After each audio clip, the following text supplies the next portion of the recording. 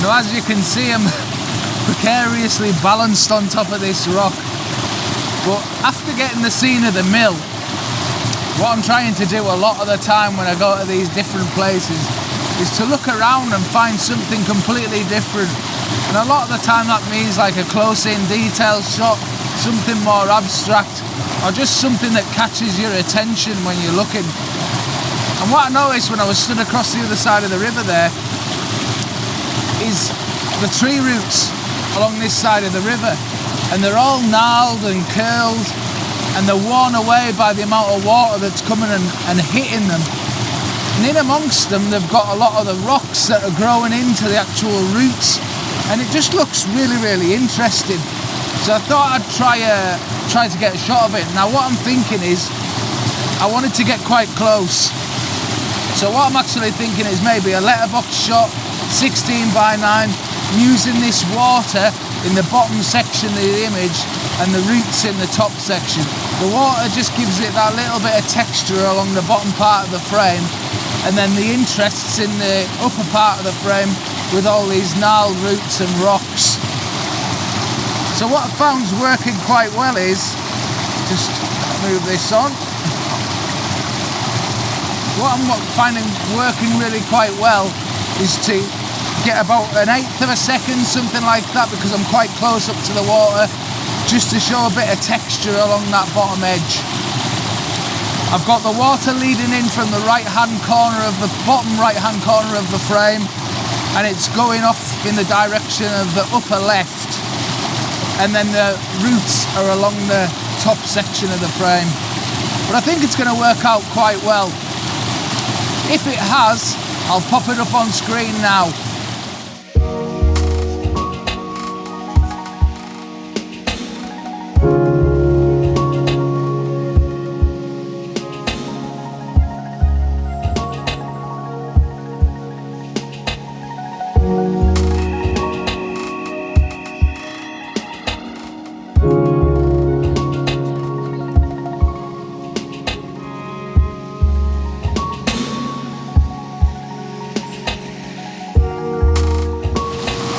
Just balancing on this rock, but I'm finding it so much easier since Bry's dad, shout out to Bry's dad by the way, who gave me this geared head.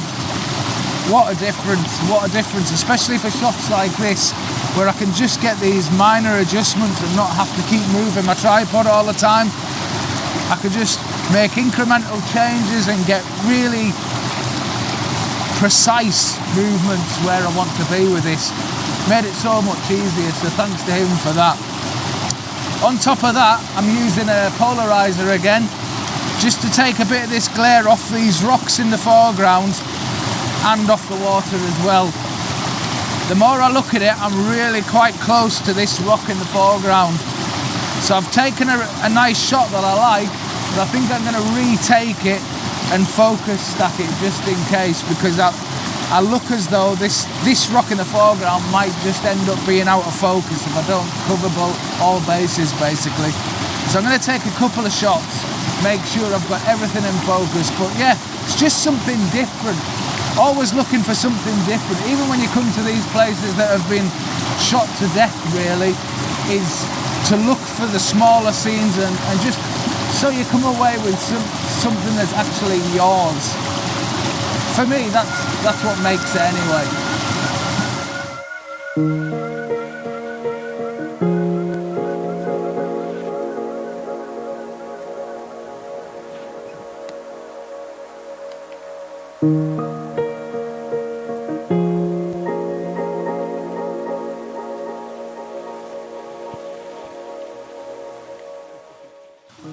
Just a quick interruption to remind you that this van is available to hire for all your photo trips. If you want to know more information, go and check it out on my website. You'll find the link to the Campervan hire on there. It'll give you, you'll be able to check the dates that are available, or you can email me and find out dates that way.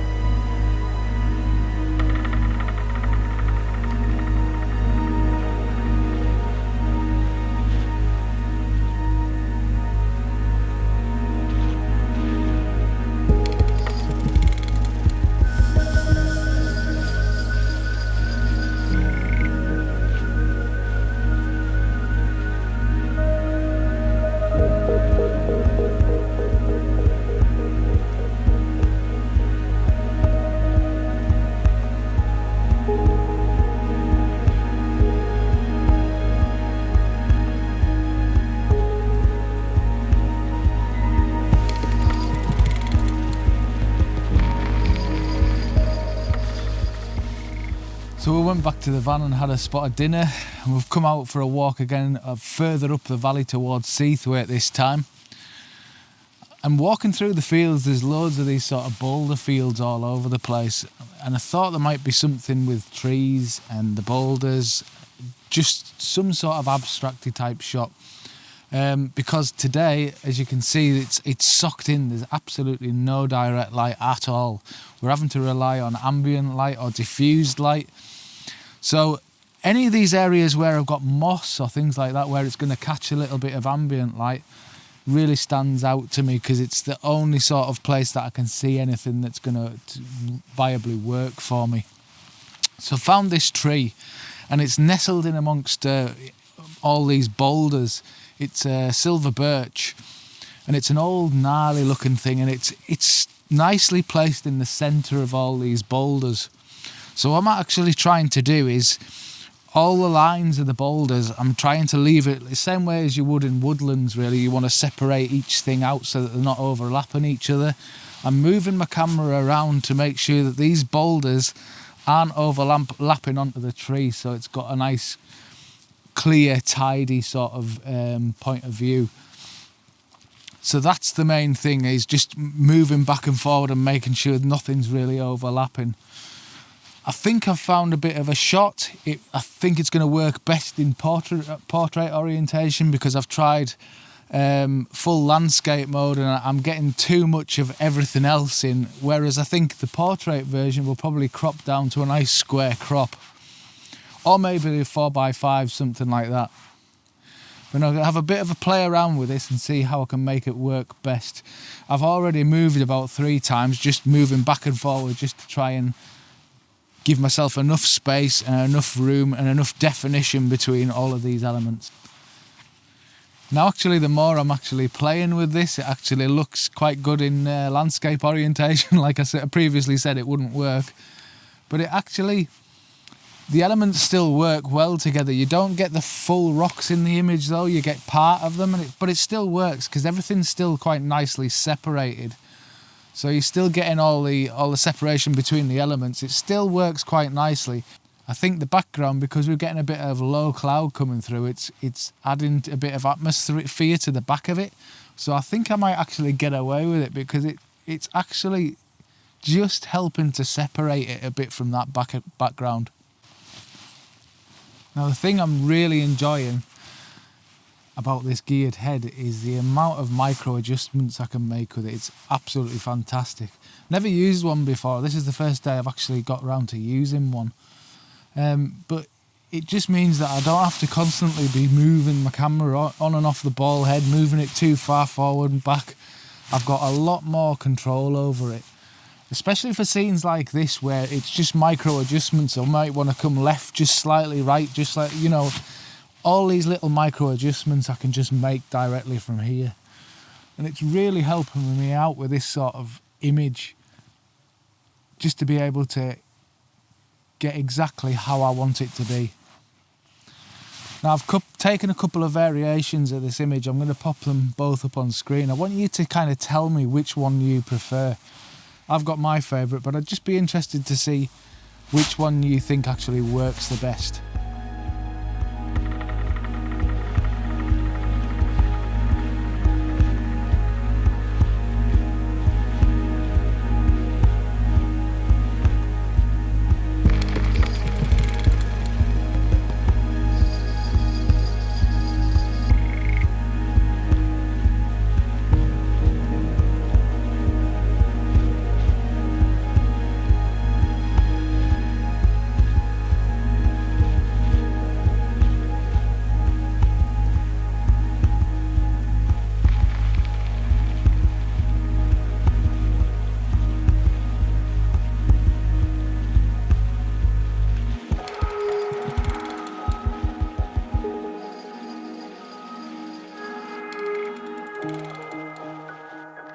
Look at this. Typical.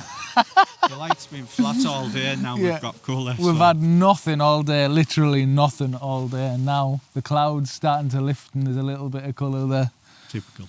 Yeah, we came down Borrowdale Valley. I took Brian to the mill that we've been to before, and then we'll come right up to the top end of Borrowdale Valley near Seathwaite direction, just to check it out, because there's loads of boulders and trees and stuff like that knocking around in this area. So I thought I'd come and see what it was like, and it's lovely around here. Really nice. It's got a lot of potential. Bit busy. There's lots of busy bits. But no, it's really nice. There's some nice trees, some nice boulders in here, mosses. Just a light. We've just lacked that light today. There's a couple of compositions I've played with today that I really quite like, but it would have been better with a bit of light and maybe a bit of atmosphere with some fog or something like that, I think. Yeah. Well, at least you can come back. You can come back anytime you want. Yeah, definitely. Bit harder for me. Well, it's not that hard. Just jump on a plane. It'll be all right. It's not that bad, but it's been a cracking few days. We've got out. I've really enjoyed it. It's been great being back. Yeah. In the UK, it's been great to meet up with you and take us around the Lake District. Been good fun, mate. Good fun. Been good fun. So next thing on the agenda, I need to get back over to Vancouver. Definitely. Give me and Adam a visit. Yeah, maybe later on in the year, I think. Try and get across, and the three amigos will get out somewhere. Well, hopefully the COVID and everything like that's a lot better, and well, this is it. We can get back to travelling, you know. Be nice anyway. Anyhow, that's it for this video. We're gonna have a walk back to the van now and probably call it a day. And we're gonna get some light. We're gonna get a light. That's what's gonna happen. We're gonna start walking back, and we're gonna get some light and nothing to put in it. Coolio. Right, guys, take care. If you've liked the video, please like and subscribe. Check out Bry's channel, and I'll see you again on the next one. Take care. Bye bye.